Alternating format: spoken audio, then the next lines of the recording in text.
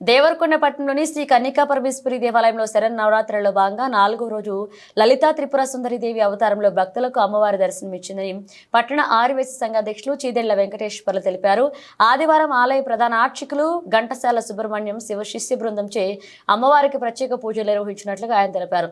ఈ కార్యక్రమం ఆన్లో గౌరవాధ్యక్షులు పానుగంటి మల్లయ్య, ప్రధాన కార్యదర్శి సముద్రాల ప్రభాకర్, కోశాధికారి కొత్త సుబ్బారావు పాల్గొన్నారు.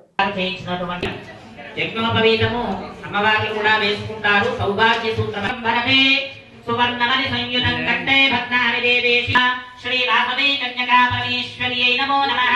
సౌభాగ్య సూత్రం సమర్పయామి. సౌభాగ్య సూత్రార్థే అక్షతాన్ సమర్పయామి. అమ్మవారికి వస్త్రం కట్టాం. కరీషిణీ ఈశ్వరీగో సర్వభూతానాం తామిహోపహ్వదే శ్రియం వాసవీ కన్యకా పరమేశ్వర్యై నమః. శ్రీ చందనం పరికల్పయామి.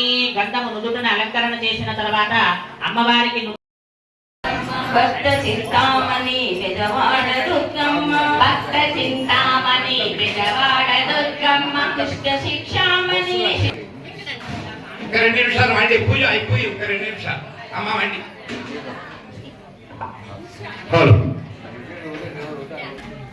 ఇప్పటి వరకు కూడా ఏ కార్యక్రమం చేసుకున్నా ముందుగా గణపతి పూజ, గౌరీ పూజ, తదుపరి నవగ్రహ పూజ, అంకురార్పణము అంటే ఆ యొక్క బాలికల్లో నీళ్లు పోసారు కదా, ఈ విధమైనటువంటి క్రతువులు చేసుకున్నాం. రాత్రులలో 4వ రోజు ప్రాతకాల పూజ ఎంతో చక్కగా మనం ఆచరించుకుంటూ ఉన్నాము. ఈ రోజు వాసవి కన్యకా పరమేశ్వరిని గాయత్రి స్వరూపంగా మనము భావన చేసుకుంటూ అమ్మవారిని ఆహ్వానం. వేద మంత్రం ఉన్నది. అదే పురాణ దేవతలు ఉన్నారు కదా, రాముడు, కృష్ణుడు, నరసింహస్వామి. కలియుగములో పురాణ దేవతలనే పూజిస్తే వాటి కాబట్టి పురాణములో చెప్పినటువంటి వారెవరు? కృష్ణుడు, రాముడు, ఆంజనేయ స్వామి, తర్వాత వెంకటేశ్వర స్వామి, తర్వాత నరసింహస్వామి. వీరందరూ కూడా పురాణ దేవతలకు మనం పూజిస్తూ ఉంటాం.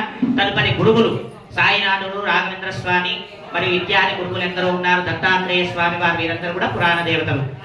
ఈ విధంగా మనం పూజించుకుంటున్నాం. ఈ రోజు చాలా ప్రసిద్ధమైనటువంటి వేదమాత గాయత్రీ దేవి. ఆ వేదమాత గాయత్రీ దేవిని స్మరణ చేసుకోండి. గాయత్రి మూల మంత్రము 24 అక్షరాలు ఉంటుంది. చాలా పవిత్రమైనటువంటి మంత్రము.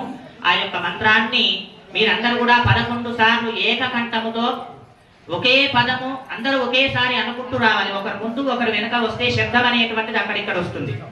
అక్షరం బ్రహ్మ, శబ్దమే శక్తి, శబ్దమే భగవంతుడు. మనము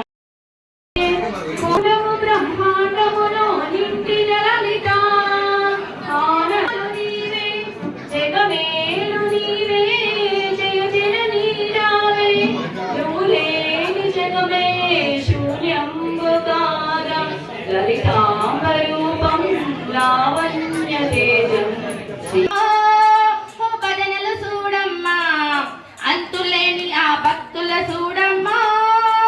భజనలు తల్లిని చూడమ్మా, కోటి సర్వార్థ సాధికే సత్యార్థ చంద్రికే. మా పాహి మహనీయ మంత్రాత్మికే, మా మంత్రాత్మికే, మా పాహి మాదాకి మాయాత్మికే.